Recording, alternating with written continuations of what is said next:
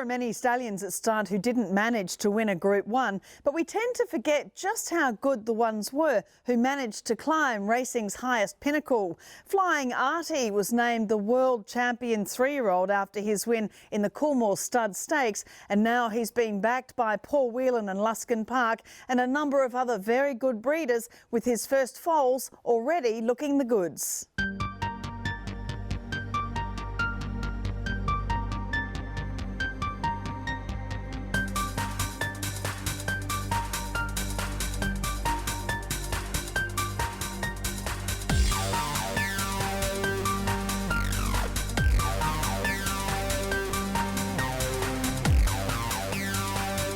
Artie, too good, won it well. Paul, it's so fantastic. We've seen Flying Artie today, of course, at Newgate Farm, but seeing some of his foals, it's a tough time, isn't it, a few years into their breeding career for these stallions, but he really is a standout.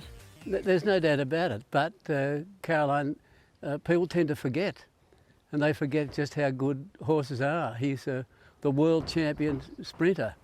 At the same time, Chautauqua was the senior. So he's up there with the best in the world. He won the Coolmore, second in the Blue Diamond, was very unlucky.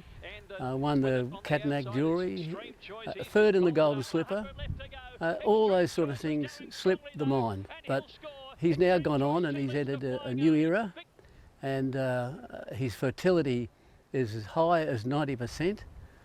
So he's doing the job, 180 mares in his first year, of which 83 of them were state performers, so or providers of stakes winners. Well, it's quite incredible when you look at the amount of stallions retiring to stud, that there are a lot that didn't win Group 1s, and when they are the one that won the Group 1, I mean, I'm Invincible's been great, but there's only one. I mean, there won't be that many others that will be top stallions that didn't win a Group 1. It is really the benchmark, isn't it? Well, at the moment, as a result of, unfortunately, the deaths of so many good stallions, there is going to have to be one of those stallions that's going to come out of the ruck.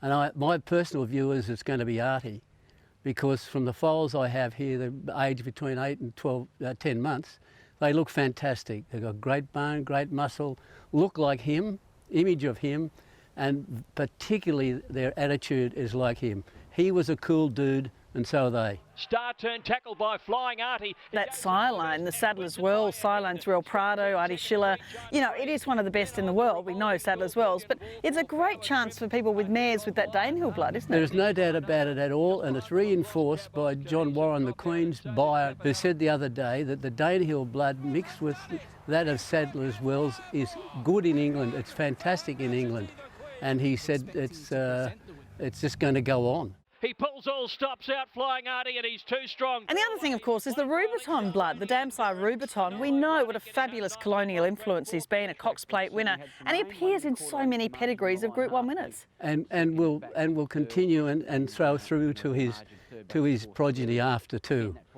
He's a sire that will definitely continue to breed Group 1 horses. Of course, Rubiton has made his mark already. Flying Artie's a perfect example, and he's going to have more Group 1s, and he's going to have more Red Seals. There's no doubt about that. Looking to conquer the Everest again, and boy, he's done it.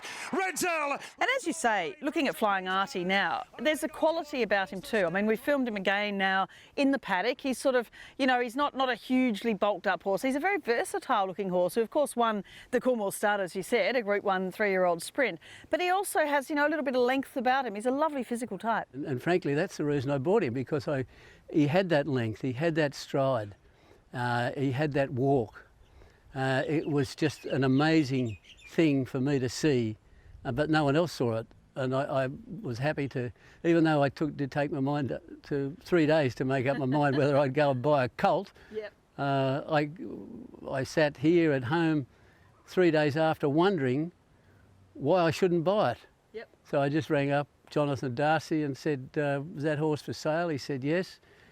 And I was cheeky enough to ask for 45, not 50, but they said they wanted 50, and so be it. It was in Melbourne, set it to Mick Price, and the rest is history.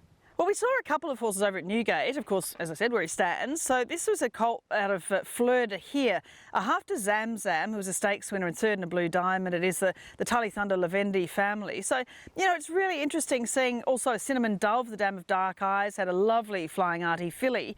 And they really are standouts, you know, and according to the guys there at Newgate, some of the best foals on the farm. Well, they definitely are. And what people should be aware of is that they're improving. The older they get, the better they get. And as they grow older and are looked after, then they'll go on and be successful as I think they will. And then here at Luskin Park, we've looked at, well, of course, close to your heart, and of course, Will Mueller's as well, Kentucky Miss, the colt from Kentucky Miss. Lovely, strong foal. Of course, you know, she's by Fox Wedge. And, you know, just, you know, as you say, typical of the type that he's throwing. Well, she's a natural.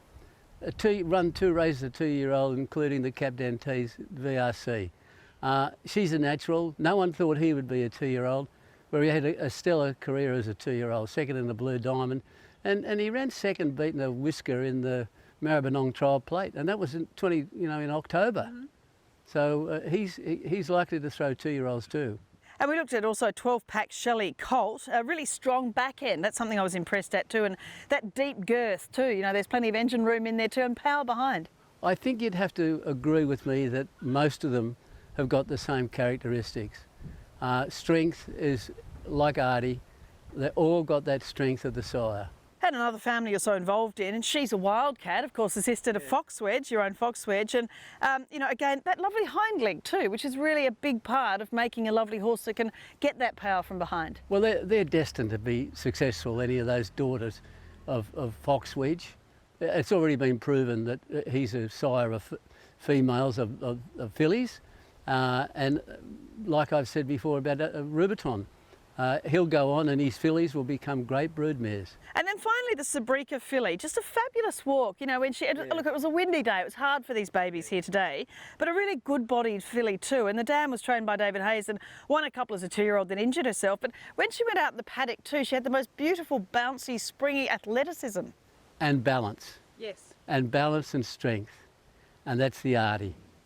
Balance and strength was the hallmark of his ability.